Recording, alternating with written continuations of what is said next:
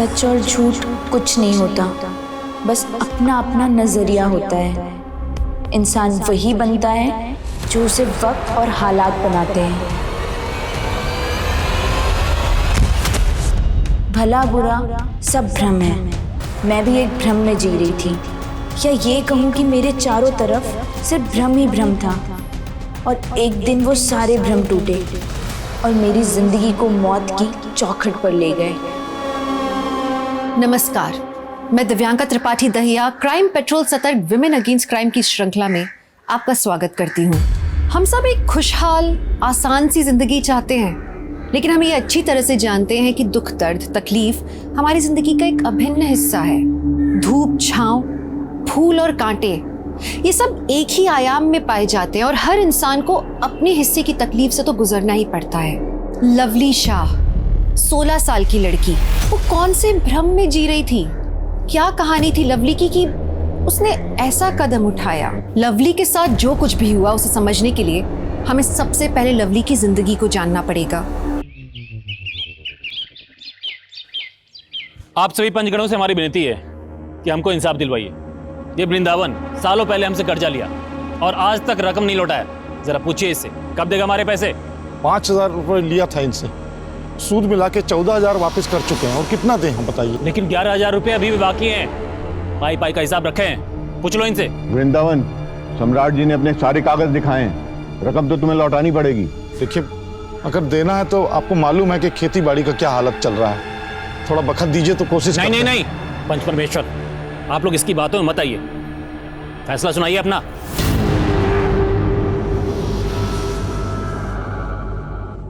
वृंदावन, तुम्हें 15 दिन की मोहलत दी जाती है। अगर रकम नहीं लौटाई तो।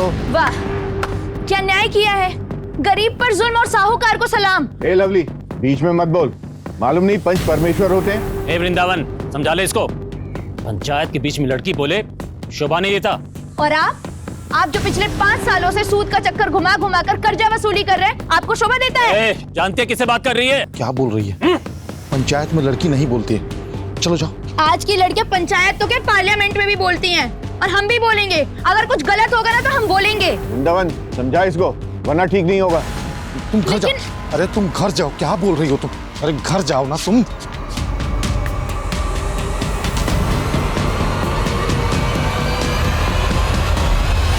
लवली, खाने पर गुस्सा मत निकाल। वैसे भी गलती तेरी थी। तूने आज तक गांव की किसी भी औरत को पंचों के बीच बोलती हुई सुना है? सालों से ये जो सड़ी गली प्रथा चल रही है, इसे कब छोड़ेंगे हम? आप मुझे एक बात बताइए, सालों पहले सती प्रथा होती थी ना? आज है ये सब? नहीं है ना? अरे हम अंग्रेजों के गुलाम हुआ करते थे, आज है? नहीं ना? सब कुछ बदलता है और बदलना भी चाहिए, और इस बदलाव के लिए आवाज उठानी पड़ती है। तुम्हारी बातें सुनकर हमको विश्वास ही नहीं होता कि रमा दीदी का कोई असर भी है। प्लीज माँ को मत लाइए बीच में। क्या हुआ? हम पानी लाते हैं आपके लिए। देखो, दोबारा पंचों के बीच में मत बोलना। तो अभी तो माफी मांग लें तुम्हारे नाम पे हम। आप कितना डरते हैं उनसे। लवली, हम कह रहे हैं बापू कुछ मत बोल। वाह कन्हैया भैया, आपकी ये भारी भरकम आवाज पंचों के सामने तो नहीं निकली, या मुझे समझा रहे हैं?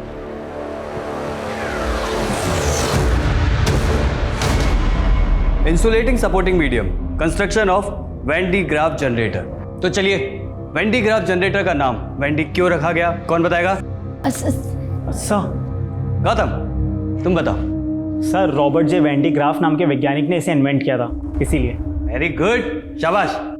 तो अब ये बताओ, वैन डी ग्राफ जनरेटर का इस्तेमाल कहाँ होता है? हम बताएं सर? चलो कोई बात नहीं, हम बताते हैं। वैन डी ग्राफ जनरेटर का इस्तेमाल हाई वोल्टेज जनरेट करने के लिए किया जाता है। याद रहेगा ना आप सबको? Yes sir. हाँ, गुड। लवली, तुमको सब आता है ना? बहुत होशियार हो ना तुम। अच्छा तो चलो ये बताओ, साइक्लोप शील्ड जनरेटर किसने इन्वेंट किया? बोलो। सर, जाने माने वैज्ञानिक अज्ञे ने किया था।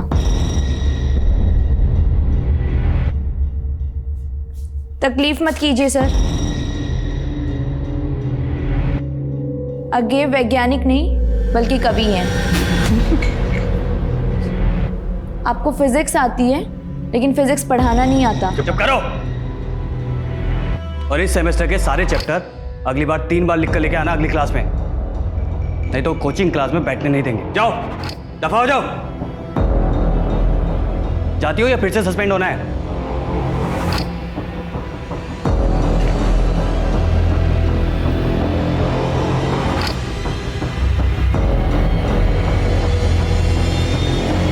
हाँ तो बच्चों,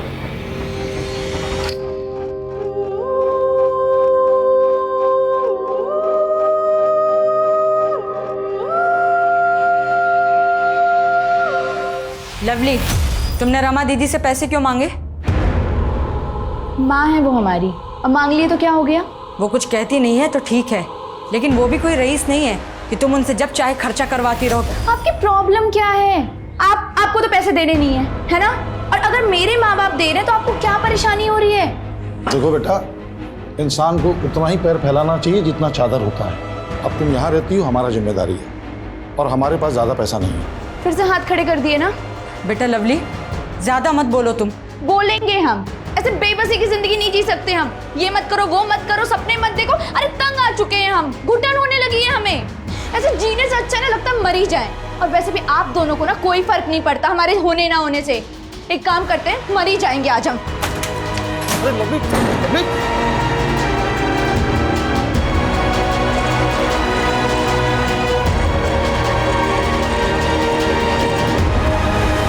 ए लड़की,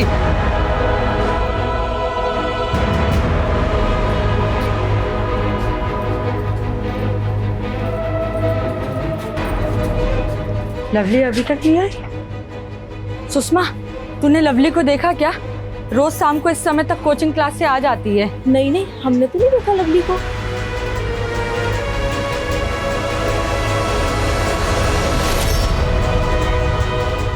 तो क्या हुआ सुंदरी? नंदू बता रहा है डरी हुई है तुम, फौरन भाग के आ गए हम। लवली अभी तक घर नहीं आई है। सुनो, एक काम करो, तुम उधर देखो, हम उधर देखो। हाँ ठीक है। जाओ।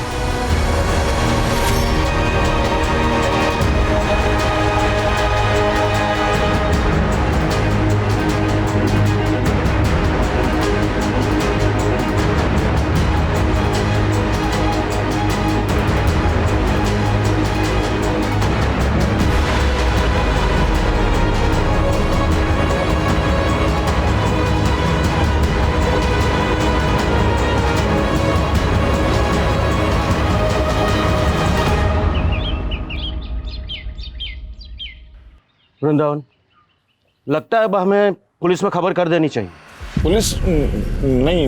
वृंदावन, पुजारी जी एकदम ठीक कह रहे हैं। हम सब लोग तो लवली को ढूंढ ही चुके हैं, अब केवल पुलिस ही ढूंढ सकता है उसे। भैया, पुलिस तक बात पहुंचेगा तो बहुत बदनामी हो जाएगा हमारा। लोग पता नहीं क्या क्या बात बनाएंगे। बस लोगों को पड़ा है, और हमारी बिटिया का क्या? हम जाते हैं पुलिस के पास। अरे लेकिन तुमको जाने का जरूरत नहीं है, हम जाएंगे थाने। हाँ भैया, अरे क्या हुआ?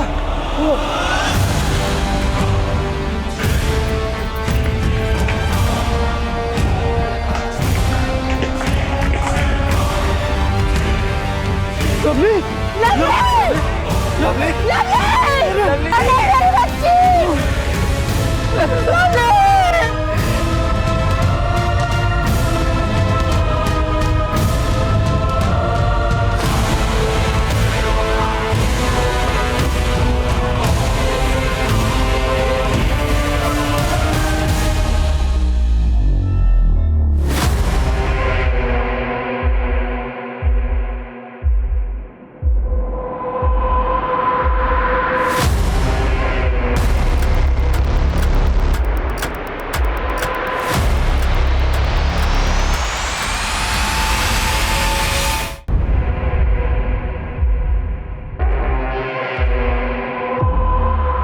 इस लड़की की साइकिल नीचे खड़ी है, उस पर बैग भी है। देखकर तो ऐसा ही लग रहा है कि वो खुदकुशी के मकसद से ऊपर आई हो। उसने साइकिल नीचे खड़ी की, छत पे आई और फिर यहाँ से कूद गई। कुमार सर, बॉडी को पोस्टमार्टम के लिए भेज दो।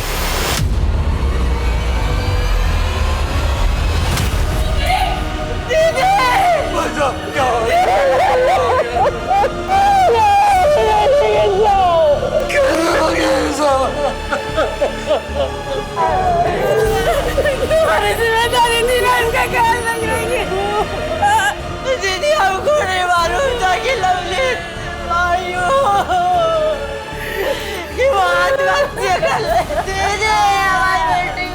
हम लवली को तुमसे भी ज्यादा जानते हैं। वो खुदकुशी नहीं कर सकती, नहीं कर सकती।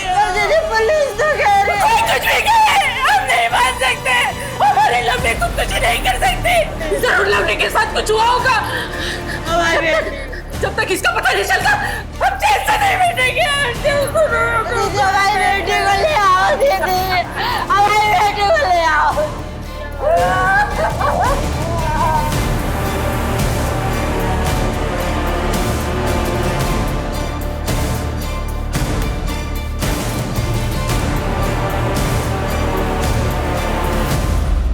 देखिए रमा जी, आपकी भावनाओं को हम समझ सकते हैं, लेकिन आपको क्या लगता है, आप क्या कहती हैं, ये सब बातें कानून के सामने मायने नहीं रखती। कानून के लिए मायने रखते हैं सबूत। सबूत क्या कहते हैं, पोस्टमार्टम रिपोर्ट क्या कहती है। और पोस्टमार्टम रिपोर्ट के मुताबिक लवली ने सुसाइड किया था। अब आप लोग लवली की डेड बॉडी ले जाइए और उसका अंतिम संस्कार कीजिए। नहीं, जब तक दोबारा जांच नहीं होगी हमारे लवली के शरीर का अंतिम संस्कार नहीं होगा। रमा बिल्कुल ठीक बोल रही है। लवली का शरीर तभी राख होगा जब उसके साथ इंसाफ होगा। मौत पर इंसान का कोई बस नहीं चलता, लेकिन जिंदगी के फैसले इंसान खुद लेता है। लेकिन शायद ये भी एक भ्रम है। मेरी किस्मत का फैसला हमेशा दूसरों ने लिया, हमेशा। घटना स्थल पे मिले सबूत, पोस्टमार्टम की रिपोर्ट सब यही दर्शा रहे थे कि लवली ने आत्महत्या की थी। लेकिन रमा इस बात को मानने को तैयार नहीं थी। वो चाहती थी कि इस केस की दोबारा जांच हो। अगर ये मान भी लिया जाए कि आत्महत्या का नहीं हत्या का केस है, तो भी सोचने वाली बात यह है कि रमा इतने यकीन के साथ कैसे कह रही थी। खैर, परिवार का विक्टिम को अंतिम संस्कार देने से इनकार करने का फैसला कारगर साबित हुआ। देखते ही देखते इस मामले ने तूल पकड़ा और केस अखबार की सुर्खियों तक पहुंच गया। अच्छी बात यह हुई कि लवली की कम्युनिटी ने भी आवाज उठाई और पब्लिक सेंटिमेंट्स को ध्यान में रखते हुए री इन्वेस्टिगेशन के लिए केस क्राइम ब्रांच को सौंपा गया।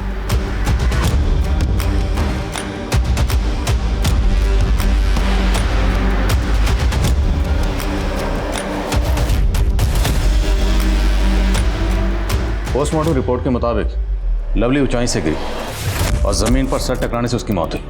लोकल पुलिस की रिपोर्ट में भी यही लिखा है सर।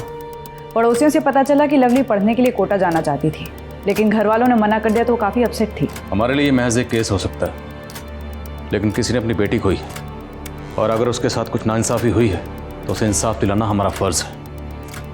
विक्टिम की फैमिली से मिलना पड़ेगा। लवली को और उसके मन को बहुत अच्छी तरह से समझते थे। हमारी लवली खुदकुशी कर ही नहीं सकती। कितने सपने थे उसके, कितना कुछ करना चाहती थी वो। देखिए, आपके जज्बात मैं समझता हूँ, लेकिन हमारे लिए जानना जरूरी है, क्या लवली किसी बात को लेकर परेशान थी?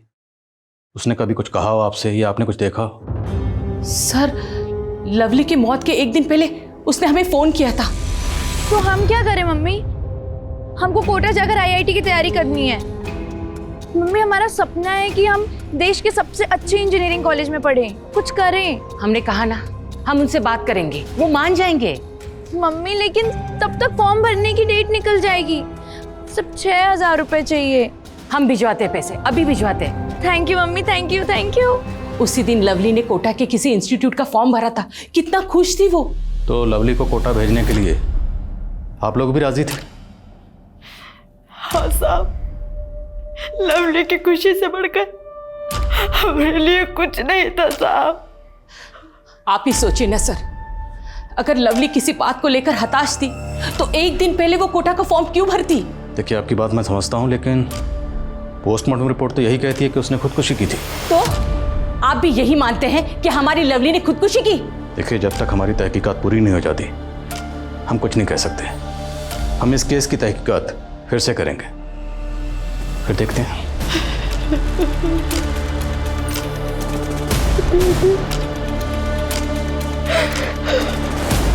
जी नहीं, हमारी तरफ से तो कोई कोताही नहीं बरती गई। पता नहीं लवली के परिवार वाले इतना हंगामा क्यों मचा रहे हैं। लेकिन मुमकिन है आपकी तहकीकात में कोई कमी रह गई? हाँ, सिर्फ एक कमी रह गई। हमने लवली के परिवार पर उसे सुसाइड के लिए उकसाने का चार्ज नहीं लगाया था। अब सुसाइड करने की कोई तो वजह होगी। उसके नेबर ने हमें बताया था कि लवली के उसके परिवार से अक्सर झगड़े होते थे। परसों शाम लवली के घर बड़ा हंगामा मचा था। लवली को कोटा पढ़ने जाना था। कौन जाने यही वजह रही हो लवली की आत्महत्या करने की। अच्छा यादव, हाँ, विसरा जांच करवाना चाह रहे हैं। आपको कोई एतराज़ तो नहीं ना? जी नहीं, मुझे कोई एतराज़ नहीं है, आप करवाइए।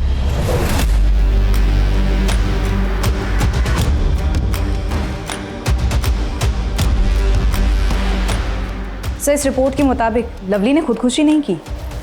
No traces of blood in lungs. अगर मौत गिरने से हुई होती तो लड़की की सांस के साथ उसके लंग्स में ब्लड आता, मतलब जमीन से टकराने से पहले ही उसकी मौत हो चुकी थी।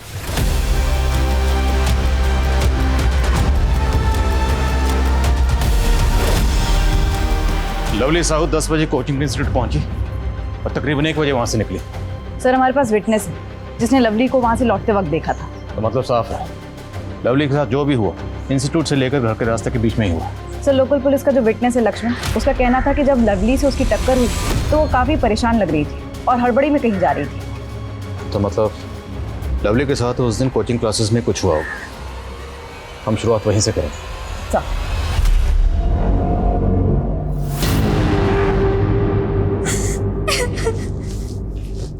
हाय पूनम।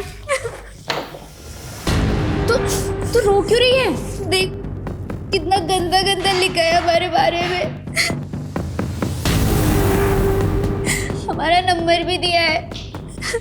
कब से बंदे बंदे मैसेज आ रहे हैं फोन पर। अगर घर वालों को पता चला तो पता नहीं क्या होगा। सोचते हैं कि नंबर ही बदल दे। नहीं पूनम, ऐसा करने की कोई जरूरत नहीं पड़ेगी, तू टेंशन मत ले। अरे ये तो बॉय वॉशरूम की दीवार है। क्या? हाँ, हमारे यहाँ ऐसी टाइल्स है। तू चल चल, तू मेरे साथ चल। अरे लेकिन लवली, गुस्से में कुछ मत करना। तू चुप रहे गौतम। हाँ भाई, देख ले, ये हमारे इंस्टीट्यूट की लड़की है। तो एक बार फोन करके तो देख। आई स्वेयर टू गॉड, तू एक बार कॉल तो कर। शुभांकर, ये सब तूने किया है? हम तो बस फोटो ले रहे थे। फोटो ले रहा था तू। चल बाहर। लवली हमारी बात नहीं। लड़की को बदनाम करेगा, लड़की को बदनाम कर रहा है तू। हाँ, तूने पूनम को बदनाम करने की कोशिश की ना। अब तू देख कि हम तुझे कैसे बदनाम करते हैं। अगर तुझे सस्पेंड ना करवाया ना तो हमारा नाम भी लवली नहीं। नहीं प्लीज लवली, ऐसा मत करना। अरे हमने कुछ नहीं किया। कुछ नहीं किया तूने? फोन निकाल तेरा, फोन निकाल। अरे हम तो बस खोल फोन। फोटो ले रहे थे। अच्छा, कुछ नहीं किया मैंने।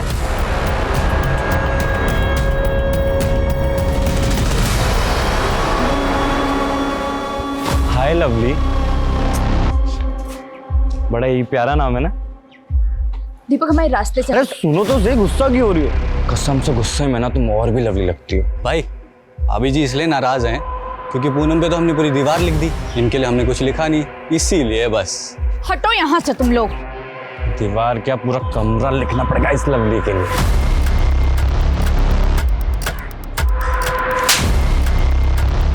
आइंदा अगर हमारे रास्ते में आए ना, तुम दोनों का मुंह तोड़ देंगे।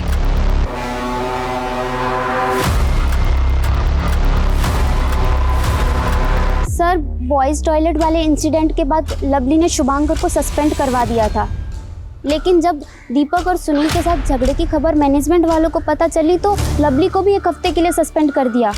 और 1 हफ्ते बाद वो लौट के आई तो उसका पूरा प्लान ही बदला हुआ था। प्लान बदला हुआ था? जी सर, लवली IIT की तैयारी के लिए कोटा जाना चाहती थी और हमने उसको आखिरी बार तब देखा था जब वो और गौतम मिलके कोटा का फॉर्म भर रहे थे। गौतम कहाँ मिलेगा? वो तो उसी दिन कानपुर चला गया था, अब तक नहीं लौटा। अच्छा, आप और लवली इंस्टीट्यूट के बाद घर एक साथ जाते थे ना? जी सर, पर आधे रास्ते तक ही साथ जाते थे। लवली का घर अलग पड़ता है और हमारा अलग, तो एक मोड़ के बाद हम अलग हो जाया करते थे। हाँ, इस लड़की को देखा है साइकिल से जाते हुए। 2 लड़कों के साथ झगड़ा भी हुआ था इसका। लवली कहाँ जा रही हो? हम छोड़ दें क्या? रास्ता छोड़ हमारा, तुम हटो हमारे रास्ते से। तुम छोड़ देते हैं ना, छोड़ देते हैं ना। क्यों पकड़ रहे हो? दीपक, चल। क्या हुआ बेटा? कुछ नहीं हुआ है। कौन थे वो दोनों लड़के? जानते उनको? सर, हम जानते तो नहीं है, लेकिन हाँ, लाल रंग की बाइक से आए थे। पूनम, वो जो 2 लड़के दीपक और सुनील उस दिन लवली को परेशान कर रहे थे, क्या उनके पास कोई बाइक है? हाँ सर, दीपक के पास बाइक है, वो भी लाल कलर की। रहते हैं कहाँ दोनों? एड्रेस मालूम? नहीं सर, घर नहीं पता, पर इतना पता है कि हमारे इंस्टीट्यूट में पढ़ते हैं। सर दीपक और सुनील के एड्रेस इंस्टीट्यूट से मिल गए हैं, जल्द ही दोनों गिरफ्त में होंगे। सर उस्मान खबरी ने एक काम की न्यूज़ दी। लवली को जिस बिल्डिंग से फेंका गया था वो बिल्डिंग सम्राट सिंह की है। सम्राट सिंह लवली के गांव का एक बड़ा साहूकार है। लवली के पिता वृंदावन ने उससे काफ़ी कर्जा ले रखा था जो कि वो चुका नहीं पा रहा था। इस बात को लेकर दोनों का भरी पंचायत में काफ़ी झगड़ा हुआ था। बुलाओ उसे। सर देखिए, आप हम पे बेकार में शक कर रहे हैं। हमारा इस केस से कोई लेना देना नहीं है। जिस दिन लवली की मौत हुई हम तो गांव में थे भी नहीं। और तो गांव जा भी नहीं पाएगा अभी वापस अगर सच नहीं बोलेगा। बोलो, लवली के फादर वृंदावन के साथ पैसों को लेकर झगड़ा हुआ था ना तुम्हारा? अरे साहब, हम साहूकार हैं, लोगों के सुख दुख में ब्याज पर पैसा देके उनकी सहायता करते हैं। अब अगर कोई ग्राहक हमारा पैसा नहीं लौटाएगा, ब्याज तो चढ़ाना पड़ेगा। यही तो धंधे का उसूल है। हमारा भी एक उसूल है, जब तक सच नहीं सुनते यहाँ से जाने नहीं देते। हमने कुछ नहीं किया है साहब। लेकिन लवली की बॉडी को तुम्हारी बिल्डिंग से नीचे फेंका गया था। अरे साहब, हम आपको यही तो समझा रहे हैं। हमें अगर लवली को मारना होता तो उसकी लाश को अपनी बिल्डिंग से नीचे क्यों फेंकते, ताकि हम खुद ही फंस जाएं। सम्राट की बात में लॉजिक तो है। अगर इसने लवली को मारा होता तो वो उसे खुद ही अपनी बिल्डिंग से नीचे क्यों फेंकेगी? क्योंकि इससे तो सबसे पहला शक इसी पे जाएगा। सर तो हो सकता है कि किसी और ने सम्राट और वृंदावन की दुश्मनी का फायदा उठाया, इसलिए लवली की बॉडी को सम्राट की बिल्डिंग से नीचे फेंका, ताकि अगर वो सुसाइड ना भी दिखे तो कत्ल का शक सम्राट पर जाए। सवाल यह है कि लवली उस दिन इतनी हड़बड़ी में क्यों थी? क्या वो बिल्डिंग में किसी से मिलने वाली थी? डू वन थिंग, बिल्डिंग के आसपास जितने भी लोग रहते हैं सब पर नजर रखो। सर और दीपक और सुनील? सर वो दोनों फरार हैं और शुभांकर भी सस्पेंशन के बाद से अपने घर नहीं पहुंचा है। पता लगाओ तीनों कहाँ छुपे हैं। जी सर, एक बात और, लवली का परिवार उसका अंतिम संस्कार करना चाहता है। ठीक है, और रिलीज कर दो। सर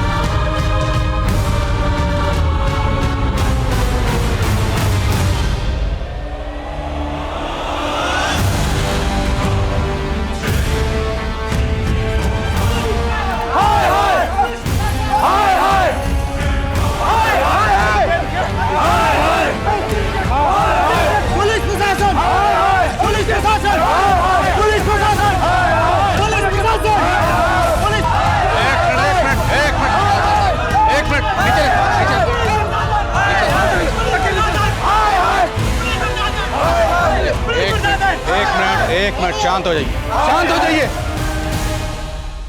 बात क्या है? अब ये ढोंग बंद कीजिए इंस्पेक्टर साहब। पहले आप लोगों ने कहा कि हमारी बेटी ने आत्महत्या की, और आप लोगों ने हमसे ये बात भी छुपाई कि उसका बलात्कार हुआ था। ये आप क्या कह रहे हैं? हम सही कह रहे हैं, हमने अपने आंखों से देखा इसके शरीर पे जख्म के निशान। देखिए, जरूर आप लोगों से कोई गलतफहमी हुई है। कोई गलतफहमी नहीं हुई है, हमसे गलती हुई जो हमने सोच लिया कि आप इस वक्त जांच करेंगे। आप पे भरोसा कर लिया, हमसे गलती हुई है। देखिए, शांत हो जाइए, शांत हो जाइए। मैं वादा करता हूँ अगर जरूरत पड़ी तो हम फिर से पोस्टमार्टम करवाएंगे। अरे हमारी बेटी के शरीर के साथ और कितना खिलवाड़ करोगे आप लोग? कितनी बार चिरबाड़ करोगे हमारी बेटी के शरीर के साथ? पुलिस प्रशासन! पुलिस प्रशासन! पुलिस प्रशासन! पुलिस प्रशासन! पुलिस प्रशासन! पुलिस इन्वेस्टिगेशन एक मजाक बनकर रह गया था। पहली इन्वेस्टिगेशन रिपोर्ट में यह आया था कि लवली ने आत्महत्या की थी। विसरा रिपोर्ट ने यह दावा किया कि पहले लवली को मारा गया, फिर बिल्डिंग से फेंका गया, और अब पता लग रहा था कि लवली के प्राइवेट बॉडी पार्ट्स पे जख्मों के निशान थे। उसका रेप हुआ था, और ये बात किसी रिपोर्ट से नहीं बल्कि लवली के परिवार से पता लगी उसके अंतिम संस्कार के ठीक पहले। लोकल पुलिस और क्राइम ब्रांच की मंशा और क्षमता दोनों पे उंगलियां उठ रही थीं। प्रशासन ने लोगों के आक्रोश से बचने के लिए बॉडी को तीसरी बार पोस्टमार्टम के लिए भेजा, और जब रिपोर्ट सामने आई लोगों के होश उड़ गए। लवली का गैंगरेप हुआ था। आखिर इतनी बड़ी चूक हो कैसे सकती? These are the professionals जिनको पोस्टमार्टम जैसे सीरियस जॉब का जिम्मा दिया गया। सर मैंने पोस्टमार्टम रिपोर्ट दोबारा पढ़ी। पहले लवली के साथ गैंगरेप हुआ और फिर गला घोटकर उसको मार दिया गया। सर लेकिन एक बात नहीं समझ में आ रही कि लवली के प्राइवेट पार्ट्स पर रेपिस्ट के डीएनए ट्रेसेस कैसे नहीं मिले? शायद रेपिस्ट ने प्रोटेक्शन यूज किया होगा। सब कुछ बड़ी प्लानिंग के तहत किया गया। लड़की को बिल्डिंग तक अकेले बुलाना और फिर मर्डर को सुसाइड दिखाना और वृंदावन और सम्राट के झगड़े का फायदा उठाना, ये किसी शातिर खिलाड़ी का काम है।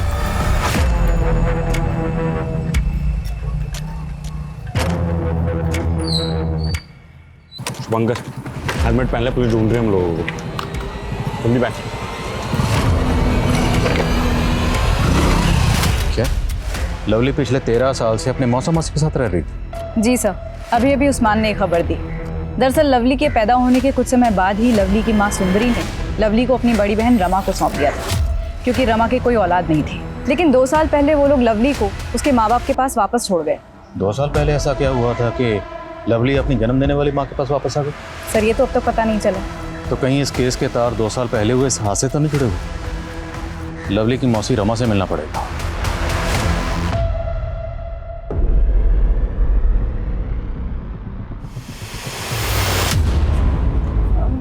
मम्मी, 1 गिलास दूध मिलेगा? क्या बात है, आज खुद से दूध मांगा? लाती हूँ।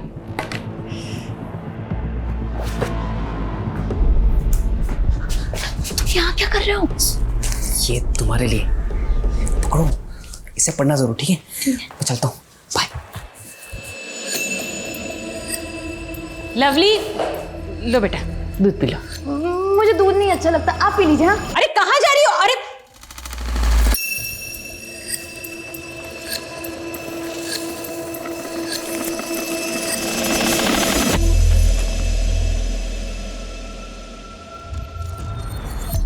हम शादी कब करेंगे? जब तू ना 18 साल की हो जाएगी, यानी 4 साल बाद। 4 साल? नहीं, मैं इतना वेट नहीं कर सकती। अरे लवली, तुम्हें पता है हमारा दिल क्या करता है कि हम तुम्हें अभी के अभी घर से यूं भगा के लेके जाएं। सच्ची? भगा के ले जाएगा? भगा के ले जाएगा? से निकले नहीं है। शादी करना चाह रहा है। निकलो मत तुम्हारा। भाग यहाँ से। बाबा। भी कम नहीं है। चल चल, आज तुझे बताता हूँ। चल चल। लवली, हम जानते हैं हमारे माँ बाप हमारे प्यार को नहीं समझेंगे, वो नहीं होने देंगे हमारी शादी। हमारे माँ बाप ने तो हमें कमरे में बंद करके रखा है, हम तो भाग भी नहीं सकते। हम क्या करें विवेक? हम अगर साथ में जी नहीं सकते तो साथ में मर तो सकते। मरने के बाद हम लोग अगले जन्म में मिलेंगे। तुम सही कह रहे हो विवेक, मरने के बाद हमें कोई अलग नहीं कर पाएगा। तो ठीक है, इस संडे को 12 बजे एक साथ एक टाइम पे हम लोग सुसाइड करेंगे। हाँ वादा, संडे को ठीक 12 बजे।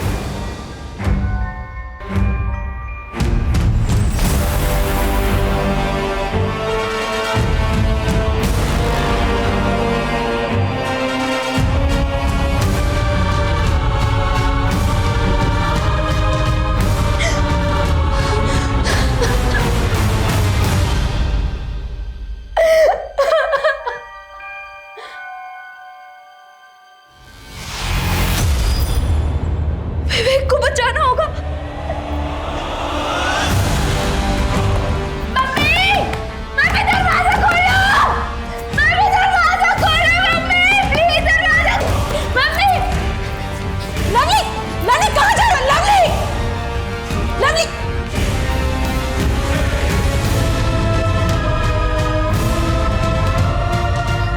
लवली,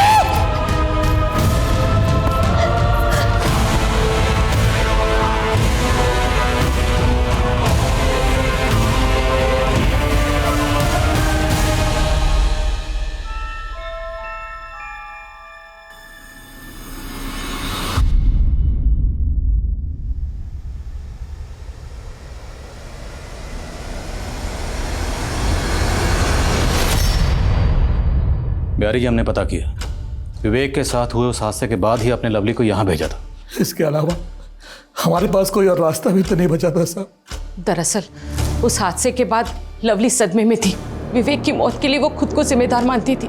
उसकी ये हालत देखकर ना चाहते हुए भी लवली को हमने अपने आप से अलग किया और उसे यहाँ भेजा ताकि वो उस सदमे से उभर पाए। तो यहाँ आने के बाद लवली उस सदमे से उभर पाई थी? साहब, वो धीरे धीरे तो यहाँ के माहौल में ढलने लगी थी, लेकिन वो पहले वाली लवली नहीं रह गई थी। उसकी हंसी में भी एक उदासी थी साहब, और उसने अपने अंदर जो गुस्सा दबा के रखा था वो कभी भी फूट पड़ता था। जाहिर सी बात है, इतने बड़े हादसे के बाद उसे प्रोफेशनल काउंसलिंग की जरूरत थी, अपने माँ बाप की जरूरत थी, उसे आप लोगों के साथ की जरूरत थी। करते भी तो क्या करते साहब, विवेक के पिताजी वकील थे, उन्होंने लवली और हमारी जिंदगी हराम करके रख दी थी साहब। कई बार पुलिस आती थी हमें परेशान करने के लिए, और एक दो बार तो उन्होंने गुंडे भी भेजे थे। गुंडे? हाँ, विवेक का मामा किसी गुंडे से कम नहीं है। एक दो बार तो इनके साथ भी मारपीट की थी। वहां वो हमसे बदला निकालते और यहाँ मेरी बहन के परिवार को परेशान करते थे। वो विवेक का मामा लवली का पीछा करते करते यहाँ तक आया था? सर वो कई सालों से पीछे पड़ा हुआ था, और विवेक का मामा कोई और नहीं, सम्राट सिंह है।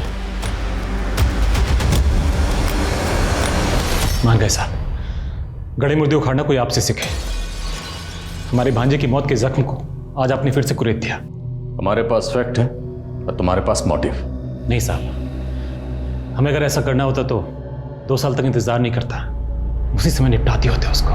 देख सम्राट सिंह, साहब परिवार के साथ तेरी दुश्मनी की दास्तान सामने आ चुकी है।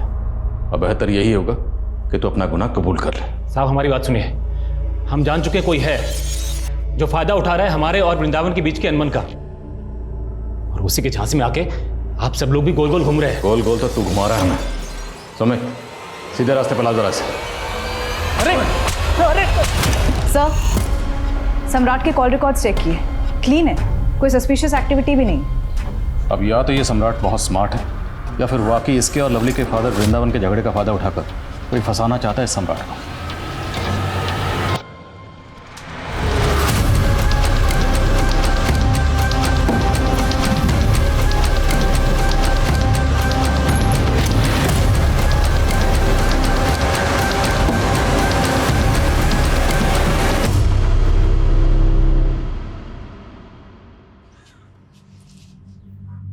सुंदरी, लो कुछ खा लो। कब तक अपने आप को सजा देती रहोगी? नहीं दीदी, सजा तो उसको मिली है, ऐसी घिनौनी मौत। हम सब उसके गुनहगार हैं दीदी। ऐसे क्यों बोल रही हो? इसमें तुम्हारी कोई गलती नहीं है। गलती तो उसकी भी नहीं थी दीदी, फिर भी हमने उसको सजा दी, उसको हमने आपसे अलग कर दिया दीदी। कभी उसको अपने पास प्यार से बैठाकर समझाया तक नहीं। लवली, इतनी देर क्यों हो गई आने में बेटा? पढ़ाई कर रहे थे इसलिए देर हो गई आने में। और आप हमारी इतनी फिक्र क्यों करती हैं? जब तुम माँ बनोगी ना, तब तुम्हें समझ में आएगा कि हम तुम्हारी इतनी फिक्र क्यों करते हैं। अगर आपको इतनी फिक्र होती ना हमारी, तो 11 महीने की उम्र में अपने आप से दूर नहीं करती आप हमें। और हाँ, माँ सिर्फ एक होती है, और हमारी माँ आपकी बहन है, आप नहीं है। को तुझसे लेते वक्त ये वादा किया था कि उसे 2 माओं का प्यार मिलेगा, लेकिन देख, हम में से कोई भी उसकी माँ नहीं बन पाए। सर, लवली के कोचिंग इंस्टीट्यूट की फ्रेंड पूनम आपसे मिलने आई। बोला? ओके सर, मुझे आप लोगों को एक बात बतानी थी, पर मेरा नाम नहीं आना चाहिए। बोलो, आपका नाम सामने नहीं आएगा। सर, वो हमारे इंस्टीट्यूट के physics teacher Arvind Gupta sir, वो आए दिन लवली को ह्यूमिलेट करते रहते थे। साफ नजर आता है कि उन्हें लवली से प्रॉब्लम है। तो आपने कभी लवली से पूछा नहीं था वो ये सब क्यों टॉलरेट कर रही थी? पूछा था सर, तब उसने बताया कि वो उसके पुराने शहर में टीचर थे और वो उनसे प्राइवेट ट्यूशन लेती थी। पर एक दिन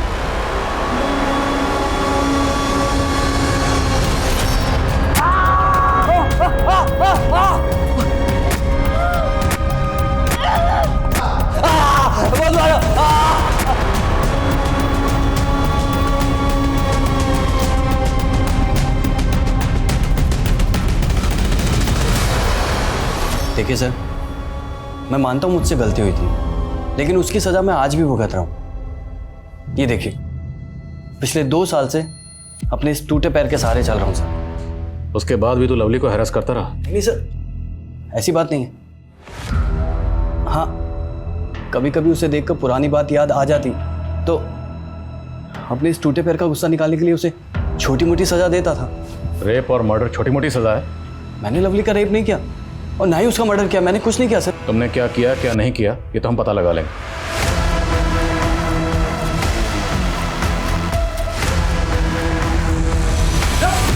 अरे कौन हो आप लोग? यार मैंने कुछ नहीं किया मैडम। सर नहीं सर, मत मारिएगा। हम कसम खाकर कहते हैं कि हमने कुछ भी नहीं किया। हमारी बस इतनी सी गलती थी कि हम गलत वक्त पर गलत जगह थे। लेकिन अब तो सही वक्त और सही जगह पर है, सच बोल। लवली ने जो हम पर इल्ज़ाम लगाया था वो गलत था और पूनम के बारे में भी हमने कुछ भी नहीं लिखा था दीवार पर। हम तो बस अपनी फ़ोटो खींचने की लालच नहीं रोक पाए। लेकिन सर तभी लवली वहाँ आ गई और उसने हमें सस्पेंड करवा दिया। इसलिए तूने उसको मार दिया? नहीं सर, लवली तो शेरनी थी। हम तो उसके पास से गुजरने में भी डरते थे। हम क्या उसे मारेंगे। तो इतने दिनों से छुपा हुआ क्यों था? सर अपने पापा के डर से। उन्होंने तो आपकी बातें सुनकर मान ही लिया था कि हम ही खूनी है। सर हमारे पापा बड़े गुस्सैल है। अगर घर जाते तो हमारी खाल उधेड़ देते। सर दीवार पर पूनम के बारे में दीपक और सुनील ने लिखा था, लेकिन फंसे हम। तो दीपक और सुनील को जानता है? जी सर। कहाँ मिलेंगे दोनों? सर मैं प्लीज मत मारो सर। हम मानते हैं कि हमने पूनम के बारे में दीवार में बहुत गंदा गंदा लिखा था और लवली को भी छेड़ा था हमने, पर सर हमने उसको खून नहीं किया सर। हाँ साहब, हमने लवली को नहीं मारा है। मुर्गा बनाओ इन्हें और इन दोनों विद्यार्थियों को तब तक मुर्गा बना कर रखो जब तक इस सच का अंडा ना। पुलिस के पास संदिग्ध कई थे, उन सबके पास मोटिव भी था मर्डर का, लेकिन किसी के भी खिलाफ कोई ठोस सबूत नहीं था। वक्त गुजरा जा रहा था लेकिन लवली का केस वहीं के वहीं रुका पड़ा था। और सबसे शर्मनाक बात यह थी कि एक मासूम लड़की के साथ गैंगरेप हुआ था, पर उसके गुनहगार कहीं आजाद घूम रहे थे। लेकिन कहते हैं ना, ऊपर वाले के घर में देर है अंधेर नहीं। एक ऐसा क्लू पुलिस के हाथ लगा जिसने इन्वेस्टिगेशन का रुख ही बदल दिया। बहुत महंगा दाम लगा रहे हैं, लूट रहे हैं क्या? अरे नहीं भाभी जी, इतने सालों से हम दुकान कर रहे हैं, सबको लूटने बैठूंगा तो कैसे दुकानदारी होगी मेरी। मतलब काफी पुराने हैं आप यहाँ पे? हाँ, 15 साल पुरानी दुकान है हमारी। लगता है आप यहाँ नए आए हैं। हाँ भैया, हम कुछ दिन पहले ही आए हैं। लेकिन सुना है यहाँ किसी लड़की का मर्डर हो गया, कुछ पता चला उसके बारे में? कौन किया है वो मर्डर? हाँ भाभी, अब सही सुने हो, लेकिन पुलिस पूछताछ कर रही है। अब वैसे भी लड़कियाँ लड़कों के साथ गुलछर्रे उड़ाएंगी, यही सब कुछ होगा ना। गुलछर्रे उड़ाएंगी मतलब कुछ समझे नहीं हम। माफ़ करना, मरे हुए लोगों के बारे में कुछ बुरा नहीं बोलना चाहिए, लेकिन मैंने उड़ती उड़ती एक खबर सुनी है कि उस लड़की लवली का किसी लड़के के साथ चक्कर चल रहा था। कौन था वो लड़का? अब इतना तो नहीं हमको पता। वेरी गुड रेनू, गांव के और लोगों से बात करो और कोशिश करो कि कोई पुख्ता नाम हमारे हाथ लगे। जी सर।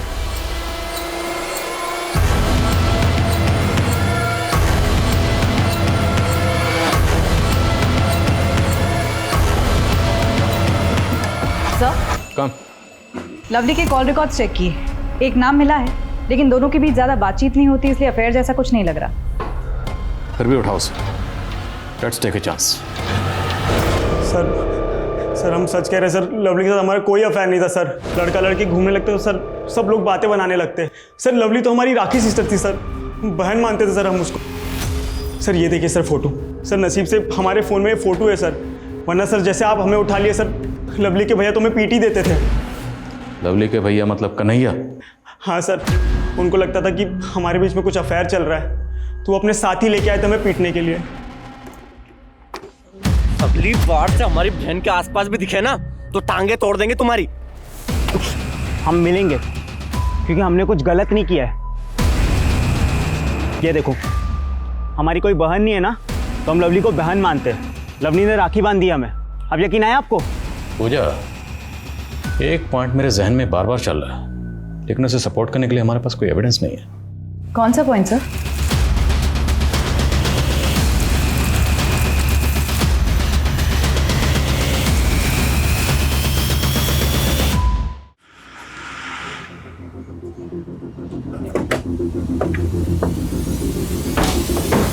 सर, आपका शक सही था। जिस दिन लवली का मर्डर हुआ उस दिन इस लड़के ने 1 डज़न कॉन्डम्स खरीदे थे। कम उम्र का लड़का है, न बीवी है, ना गर्लफ्रेंड। उठाओ इसे। सर हम कुछ नहीं किए सर, आप लोग फंसा रहे हैं हमको। फंस तो गया है, क्योंकि हमने उस दुकान का पता लगा लिया है जहाँ से तूने कॉन्डोम्स खरीदे थे, और तू सीसीटीवी में भी उस दिन उसी बिल्डिंग की तरफ आते हुए दिख रहा है। अरे तू जल्दी चल, कन्हैया फिर से पगला गया है। क्या हुआ अंकित भैया? अरे उसको कोई फिर से भड़का रहा है कि तुम्हारा और गौतम का अफेयर चल रहा है। वहाँ गौतम को पकड़ के रखे हुए हैं। कहाँ पकड़ कर रखे हैं? सम्राट चाचा का नका वाला बिल्डिंग है ना, हाँ। उसके छत पे रखे हुए पकड़ के। भैया भैया गौतम कहाँ है? यहाँ कोई गौतम नहीं है, और हमने तुमसे कहा था ना उस गौतम से दूर रहना। तुमने झूठ बोला हमसे। बहुत जुबान चलने लग गई ना तेरी, अभी बताता हूँ क्या करूँगा।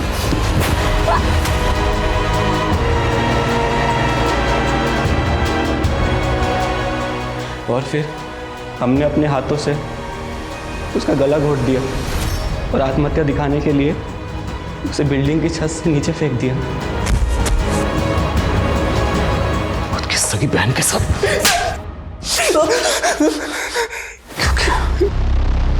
क्यों किया?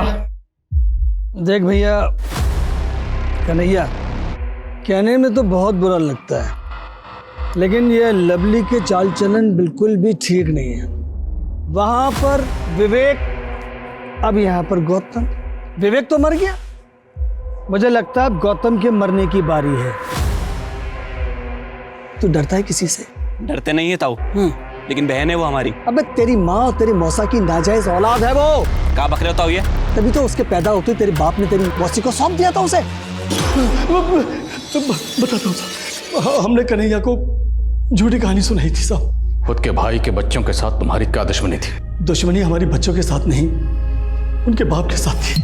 उसने चालाकी से हमारी एक उपजाऊ जमीन का टुकड़ा हमसे हथिया लिया साहब। इसलिए मैंने सोचा कि घर के चिराग से घर को आग लगा देता हूँ। इसलिए हमने कन्हैया के अंदर लवली के खिलाफ जहर भरना शुरू कर दिया साहब। तेरी बेटी जैसी भतीजी हो, उसके साथ ये घिनौनी हरकत क्यों की? क्या चल रहा है सब? हाँ जी, उठो, हमें बचा लीजिए ये दोनों।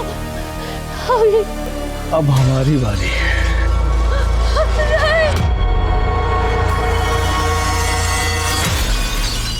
जो चला गया वो तो लौट कर नहीं आएगा, फिर इंसाफ का क्या मतलब? इंसाफ भी एक भ्रम है, लेकिन ये भ्रम बना रहना चाहिए, क्योंकि इंसाफ उन्हें सुकून देता है जो पीछे रह गए। लवली के साथ जो हुआ उसने न सिर्फ इंसानियत पर बल्कि उस रिश्ते पर भी धब्बा लगा दिया जिसे हम पवित्र मानते हैं। कन्हैया ने भाई बहन के रिश्ते को दागदार कर दिया।